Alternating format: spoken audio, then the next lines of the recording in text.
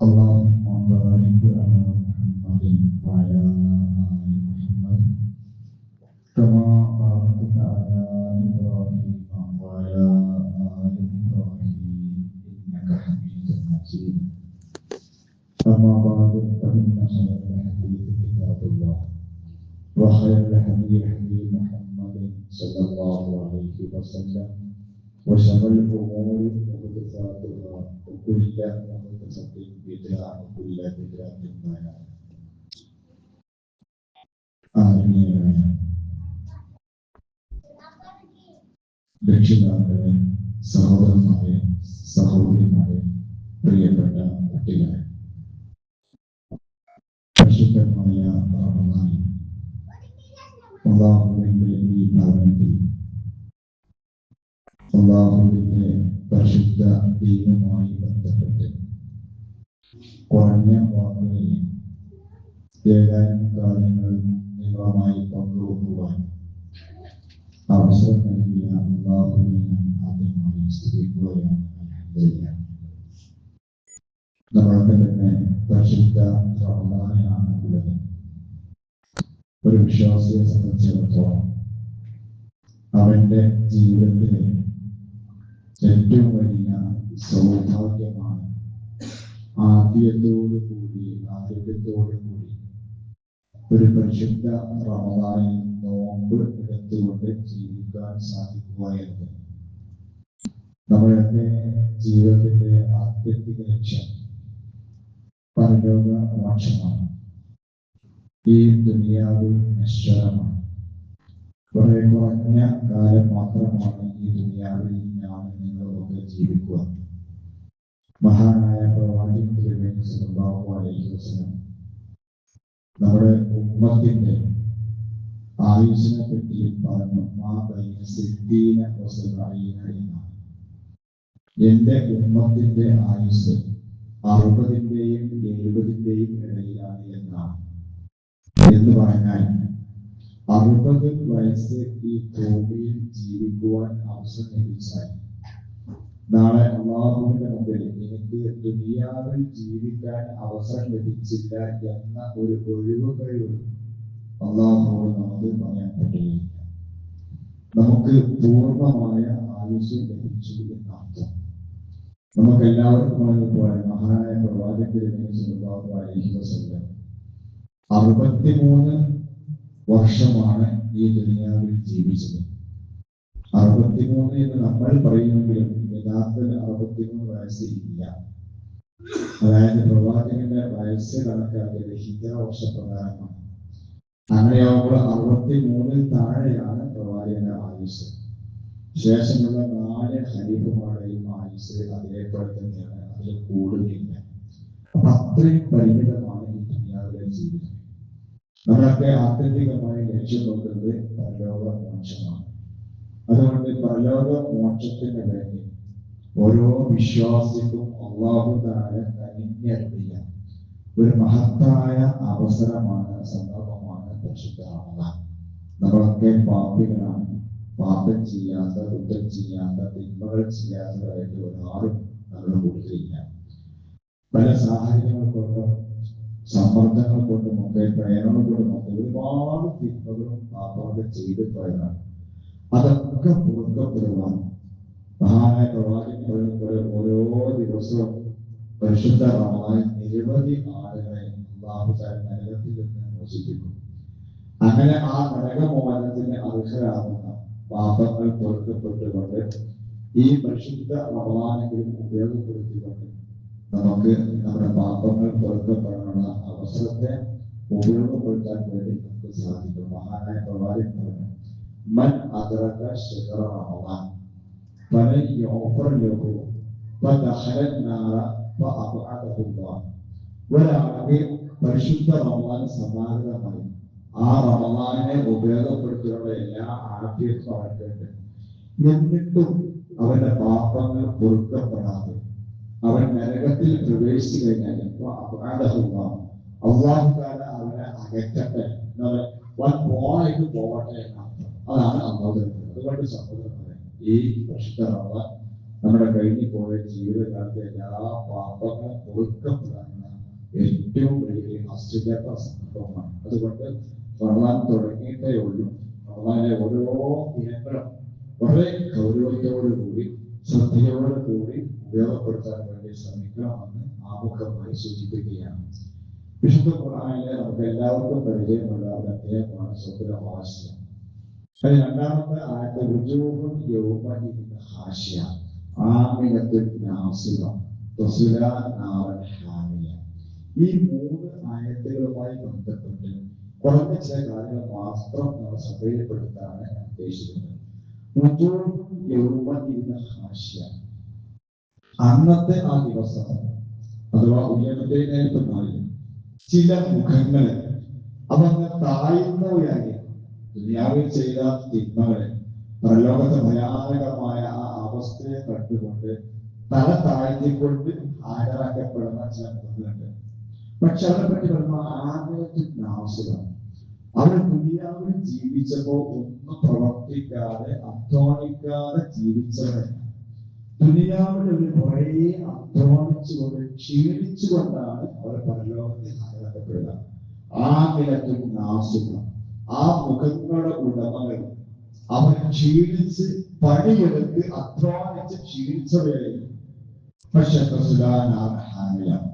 അവർ ദുനിയാവിൽ ചെയ്ത ആ കർമ്മങ്ങളൊന്നും ആ പരലോകത്ത് വരുമ്പോൾ അവർക്ക് ഒരു ഉപകാരപ്പെടുകയില്ല. ചൂടേറിയ അഗ്നിയിൽ അവർ പ്രവേശിക്കും. എന്താണ് ഈ മൂന്ന് ആയത്തുകൾ നമുക്ക് നൽകുന്ന ഉത്ഭവം? നാളെ പരലോകത്ത് മോക്ഷം ലഭിക്കാൻ ദുനിയാവിൽ നമ്മൾ കുറേ കർമ്മങ്ങൾ ചെയ്തുകൊണ്ട് കാര്യമില്ല. നമ്മൾ ദുനിയാവിൽ ചെയ്യുന്ന കർമ്മങ്ങൾ നാളെ പരലോകത്ത് നമുക്ക് ഉപകാരപ്പെടണം. പരലോകത്ത് ഉപകാരപ്പെടാത്ത കർമ്മങ്ങൾ കൊണ്ട് ഒരു കാര്യവുമില്ല. അപ്പൊ ഏത് കർമ്മങ്ങളാണ് നാളെ പരലോകത്ത് ഉപയോഗപ്പെടുക? അത് വിശുദ്ധ ഖുർആനും പ്രവാചക വചനവും തന്നെ പഠിപ്പിക്കുന്നുണ്ട്. നമ്മൾ ദുനിയാവിൽ ചെയ്യുന്ന കർമ്മങ്ങൾ അത് ഏത് കർമ്മമാവട്ടെ, ആരാധനാ കർമ്മമാകട്ടെ, ഭൗതികമായ കർമ്മങ്ങളാകട്ടെ, ആ കർമ്മങ്ങളൊക്കെ ഒരു വിശ്വാസി എന്ന നിലയിൽ അതുകൊണ്ടൊക്കെ നമ്മൾ ലക്ഷ്യപ്പെടുന്ന പരലോക മോക്ഷമാണ്. അത് പരലോകത്ത് നമ്മൾ ദുനിയാവിൽ ചെയ്യുന്ന കർമ്മങ്ങൾ പടച്ച റബ്ബ് സ്വീകരിക്കണമെങ്കിൽ ചില മാനദണ്ഡങ്ങളുണ്ട്. ആ മാനദണ്ഡങ്ങൾ ഉൾക്കൊണ്ടുകൊണ്ട് കർമ്മങ്ങൾ ചെയ്തെങ്കിൽ മാത്രമാണ് അല്ലാഹു തആല നമ്മുടെ കർമ്മങ്ങൾ പരലോകത്ത് സ്വീകരിക്കുക. അത് ഒന്നാമത് നമ്മൾ കറകളഞ്ഞ വിശ്വാസികളാണ്. കറകളഞ്ഞ ഏകദൈവ വിശ്വാസികളാണ്. നമ്മൾ കറകളഞ്ഞ മുവഹിദീങ്ങളാണ്. കാരണം വിശുദ്ധ ഖുർആനിൽ പറഞ്ഞു വലഖദ് ഊഹിയ വഇലല്ലദീന മിൻ ഖബലിക ലഇൻ അശ്റക്ത ലയഹബതന്ന അമലുക വലതകൂനന്ന മിനൽ ഖാസിരീൻ. പ്രവാചകൻ, താങ്കൾക്കും മുമ്പ് കഴിഞ്ഞു പോയ എല്ലാ ദൈവദൂതന്മാർക്കും ദിവ്യ സന്ദേശമായി വഹിയായി നൽകിയിരിക്കുന്നു. എന്താണ്? ലഇൻ അശ്റക്ത, താങ്കൾ ശിർക്ക് ചെയ്യുകയാണ്. അതായത് ദുനിയാവിൽ ജീവിക്കുന്ന സമയത്ത് അള്ളാഹുവിൽ പങ്ക് ചേർത്താൽ, അള്ളാഹുവിൽ പങ്ക് ചേർക്കാന്ന് പറഞ്ഞാൽ അള്ളാഹുവിന് മാത്രം അർപ്പിക്കേണ്ട ആരാധനാ കർമ്മങ്ങൾ അള്ളാഹു അല്ലാത്ത മറ്റാർക്കെങ്കിലും അർപ്പിച്ചാൽ, അത് പ്രാർത്ഥനയാകട്ടെ, നമസ്കാരമാകട്ടെ, നേർച്ച വഴിപാടുകളാകട്ടെ, എന്താവട്ടെ, ആരാധനയുടെ ഏതെങ്കിലും ഒന്ന് അള്ളാഹു അല്ലാത്തവർക്ക് അർപ്പില്ല. അള്ളാഹു അല്ലാത്തവർ പറഞ്ഞാൽ അള്ളാഹുവിന്റെ മലക്കുകളാകട്ടെ, പ്രവാചകന്മാരാകട്ടെ, ഔലിയാക്കളാകട്ടെ, ജാറങ്ങളാകട്ടെ, മഖബറുകളാകട്ടെ, അള്ളാഹു അല്ലാത്ത ആർക്കെങ്കിലും അർപ്പിച്ചാൽ അതിനാണ് ശിർക്ക് എന്ന് പറയുക.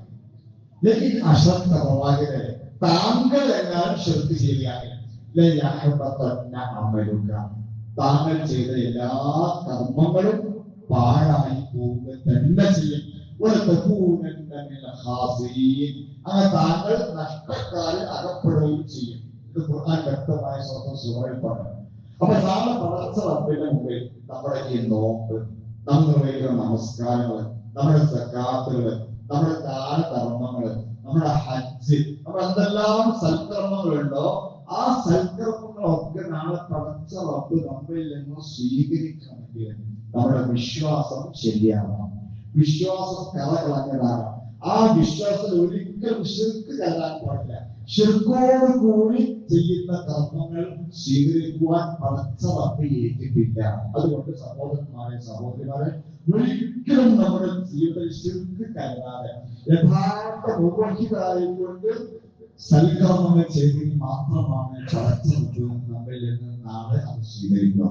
രണ്ടാമത്തെ ബാധക, നമ്മൾ ചെയ്യുന്ന കർമ്മങ്ങൾ അത് പടച്ചവർക്ക് വിശുദ്ധ ഖുർആനിലൂടെയോ പ്രവാചകൻ തിരുമേനി സ്വല്ലല്ലാഹു അലൈഹി വസല്ലം തന്റെ തിരുവചനങ്ങളുടെയോ നമ്മെ പഠിപ്പിച്ച കർമ്മങ്ങളായിരിക്കണം.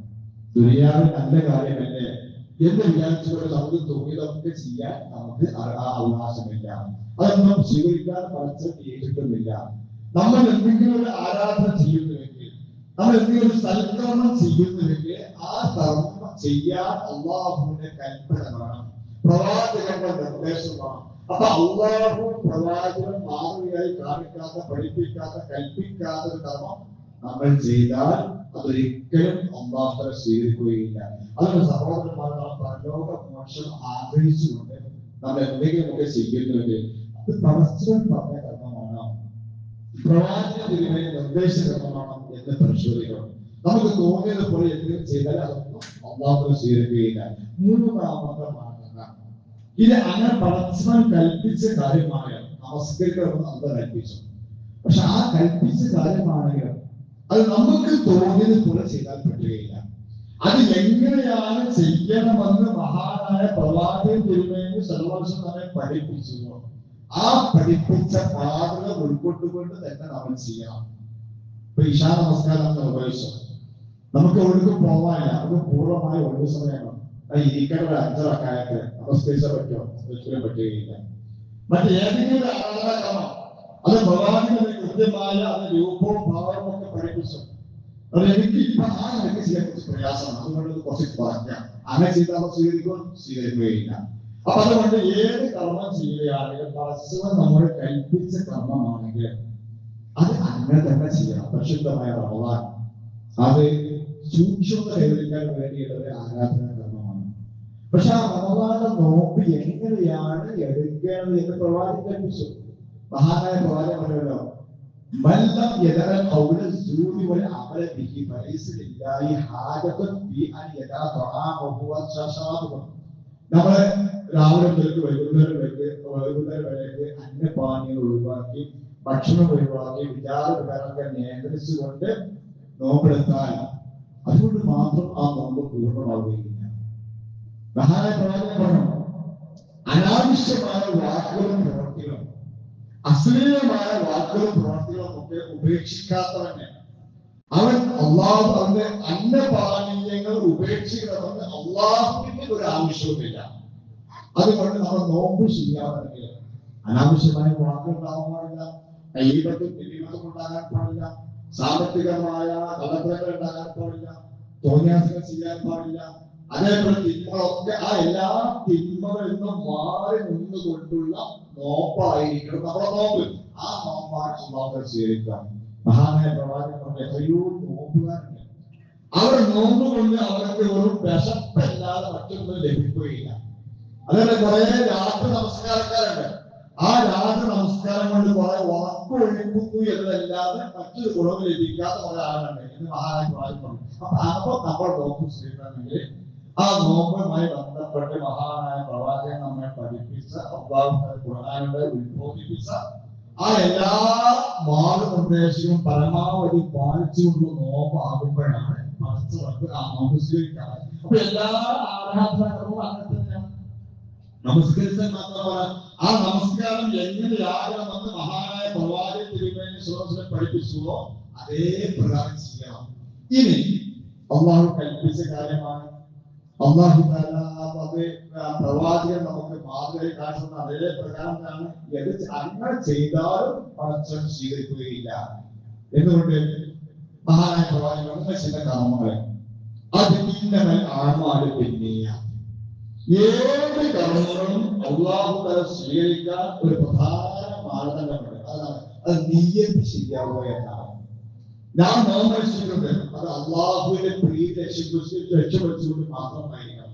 ഞാൻ നമസ്കരിക്കുന്നത്, ഞാൻ ദാനധർമ്മം ചെയ്തത് നാം എന്ത് ആരാധനാകർമ്മം ചെയ്യുന്നുവോ, എന്ത് സൽക്കർമ്മം ചെയ്യുന്നുവോ, ആ സൽക്രമത്തിന്റെ ഒക്കെ പുറകിൽ ഭൗതികമായ താല്പര്യമാണ് എങ്കിൽ, റിയാ ആണെങ്കിൽ, ജനങ്ങൾക്കിടയിൽ എനിക്ക് അംഗീകാരം ലഭിക്കണം, എനിക്ക് സ്വാധീനം ലഭിക്കണം, അതൊക്കെ എന്നെ ബഹുമാനിക്കണം, ആദരിക്കണം എന്ന ഏതെങ്കിലും തരത്തിലുള്ള ഭൗതികമായ താല്പര്യമാണെങ്കിൽ നമ്മൾ എത്ര നോക്കെടുത്തിട്ടോ, എത്ര നമസ്കരിച്ചിട്ടോ, എത്ര ധർമ്മം ചെയ്തിട്ടൊന്നും മനസ്സിലാക്കാൻ സ്വീകരിക്കുകയില്ല.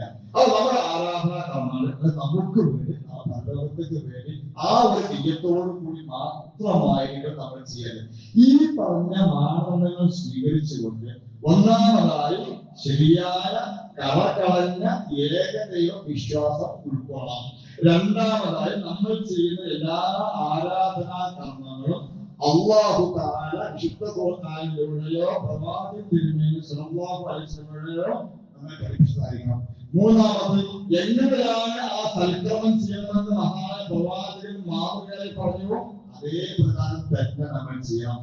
നാലാമതായി ഈ ചെയ്യുന്ന കർമ്മങ്ങൾ ഒന്നും ഭൗതികമായ റിയാഇനെ പോലെ മറ്റുള്ള അംഗീകാരത്തിന് വേണ്ടി, മറ്റുള്ള അധികാരം ലഭിക്കാൻ വേണ്ടി, സ്വാധീനം ലഭിക്കാൻ വേണ്ടിയുള്ള ഭൗതികമായ താല്പര്യങ്ങൾ ആകാൻ പാടില്ല.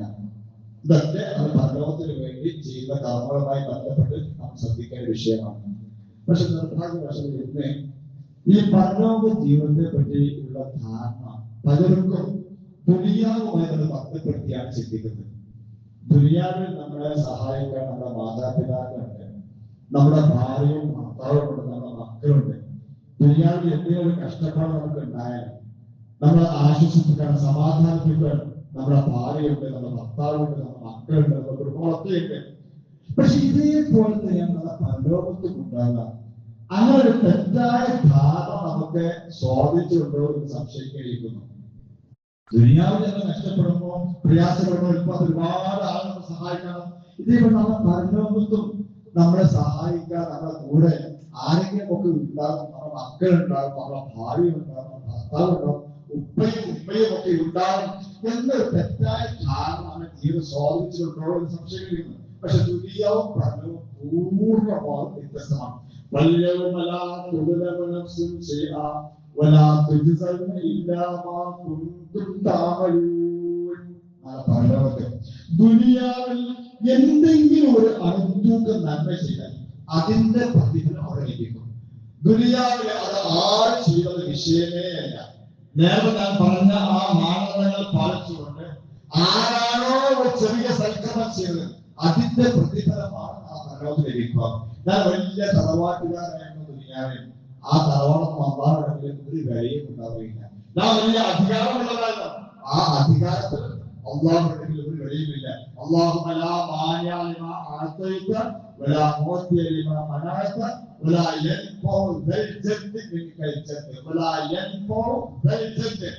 മഹത്വമുള്ളവന് മിൻകൽ ജദ്ദ്, നിന്റെ അടുക്കൽ ആ മഹത്വത്തിന് ഒരു ഉപകാരവും ലഭിക്കുകയില്ല. അതുകൊണ്ട് ദുനിയാവിലെ അധികാരമോ സ്വാധീനമോ മറ്റുള്ള ഏതെങ്കിലും നിലയ്ക്കുള്ള മഹത്വമോ ആ പരലോകത്ത് ആർക്കും ഗുണകരമാവുകയില്ല. ഓരോ മനുഷ്യൻ നാളെ പടച്ചവന്റെ ആരാക്കണം ഒറ്റക്ക് ഏകാഗിയായിരിക്കണം. ഒറ്റക്കാണ്. നമ്മുടെ കൂടെ നമ്മുടെ മാതാപിതാക്കൾ ഉണ്ടാവുകയില്ല, നമ്മുടെ ഭർത്താവോ ഭാര്യയോ മക്കളോ ഉണ്ടാവുകയില്ല. ദുനിയാവിൽ ഞാൻ ചെയ്ത കർമ്മത്തിൽ ഞാൻ തന്നെയാണ്, ഞാൻ മാത്രമാണ് പടച്ചവന്റെ സമാധാനം പറയുന്നത്. അതുകൊണ്ട് സഹോദരന്മാരെ, ഈ ദുനിയാവിൽ ലഭിക്കുന്ന ഈ അവസരം, പ്രത്യേകിച്ച് നമ്മൾ അള്ളാഹു കഴിക്കുന്ന ഏറ്റവും വലിയ ഓഫറായ ഈ റമളാനിലുള്ള അവസരത്തെ പരമാവധി ഉപയോഗപ്പെടുത്തുക. ദുനിയാവിൽ വെച്ചിട്ട് കർമ്മങ്ങൾ മാത്രമാണ് നമ്മുടെ പരലോകത്ത് നമുക്ക് കൂട്ടുണ്ടാവുക. ഇന്ന അക്രമക്കും അള്ളാഹുവിന്റെ ഏറ്റവും ആരോഗ്യപ്പെടുന്നത്, ഏറ്റവും തഖ്വയുള്ളതാണ്. അതുകൊണ്ട് കുടുംബം അള്ളാഹ് നോക്കുകയില്ല, സമ്പത്ത് അള്ളാഹു നോക്കുകയില്ല, അധികാരമോ സ്വാധീനമോ ഒന്നുമല്ല അള്ളാഹു നോക്കുക. ഈ ദുനിയാവിൽ വിശ്വാസത്തോടുകൂടി നമ്മൾ ചെയ്യുന്ന ആ സൽക്കർമ്മങ്ങൾ, അതാണ് ആ പരലോകത്തിൽ അള്ളാഹുവിന്റെ നമുക്ക് രക്ഷയായി ഉണ്ടാവുക എന്ന കാര്യം നമ്മൾ എപ്പോഴും ഓർത്തുകൊണ്ട് പലതരത്തിൽ നമുക്ക് തന്ന അവസരങ്ങൾ ആ നിലയ്ക്ക് പരമാവധി സൂക്ഷ്മതയോടുകൂടി ഈമാനോടുകൂടി പ്രതിഫലം കാണിച്ചുകൊണ്ട് ഉപയോഗപ്പെടുത്തിക്കൊണ്ട് ഏത് സമയത്തും ഈ ദുനിയാവിൽ നിന്ന് വിട പറയേണ്ടി വന്നാലും അള്ളാഹുവിന് ഇഷ്ടപ്പെട്ട രൂപത്തിൽ ജീവിതത്തെ മാറ്റിക്കൊണ്ട് പ്രവർത്തിച്ചുകൊണ്ട് യഥാർത്ഥ വിശ്വാസികളെ മരിക്കാൻ നമുക്ക് സാധിക്കണം. അങ്ങനെ മരിക്കാൻ ഭാഗ്യം ലഭിക്കുന്നവരിൽ അള്ളാഹു സുബ്ഹാനഹു വ തആല നമ്മെ എല്ലാവരെയും ഉൾപ്പെടുത്തി അനുഗ്രഹിക്കുമാറാവട്ടെ. ഈ പരിശുദ്ധ റമദാനിനെ പൂർണ്ണമായി ഉപയോഗപ്പെടുത്താൻ മഹാഭാഗ്യം ലഭിക്കുന്നവരിൽ നമ്മെ എല്ലാവരെയും അള്ളാഹു തആല ഉൾപ്പെടുത്തി അനുഗ്രഹിക്കുമാറാവട്ടെ. നമ്മിൽ നിന്ന് വന്നുകൊണ്ടുള്ള ചെറുതും വലുതുമായ എല്ലാ തെറ്റുകളും കുറ്റങ്ങളും പാപങ്ങളും അള്ളാഹു സുബ്ഹാനഹു വ തആല നമുക്ക് പുറത്ത് മാപ്പാക്കിമാറാവട്ടെ. നമ്മിൽ നിന്ന് മരണപ്പെട്ടു പോയ നമ്മുടെ മാതാപിതാക്കൾക്കും ജ്യേഷ്ഠാനുജന്മാർക്കും ബന്ധുമിത്രാദികൾക്കും അള്ളാഹു തആല മഅഫറത്തും മർഹമത്തും നൽകി അനുഗ്രഹിക്കുമാറാവട്ടെ.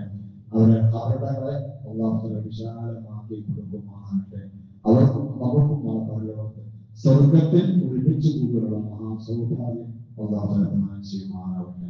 ശാരീരികമായും മാനസികമായും കുടുംബപരമായും സാമ്പത്തികമായും പ്രയാസങ്ങളും വിഷമങ്ങളും ബുദ്ധിമുട്ടുകളും അനുഭവിക്കുന്നു എല്ലാ സഹോദരന്മാരുടെയും സഹോദരിമാരുടെയും എല്ലാ നിരക്കുമുള്ള പ്രയാസങ്ങളെയും വിഷമങ്ങളെയും ബുദ്ധിമുട്ടുകളെയും അള്ളാഹു തആല എത്രയും പെട്ടെന്ന് കൊടുക്കുമാറാവട്ടെ. എല്ലാ ദുരന്തങ്ങളിൽ നിന്നും മാറാ രോഗങ്ങളിൽ നിന്നും കടുത്ത പരീക്ഷകളിൽ നിന്നും നമ്മെ എല്ലാവരെയും അള്ളാഹു തആല കാത്തുരക്ഷിക്കുമാറാവട്ടെ. ربنا آتنا في الدنيا حسنة وفي الآخرة حسنة وقنا عذاب النار.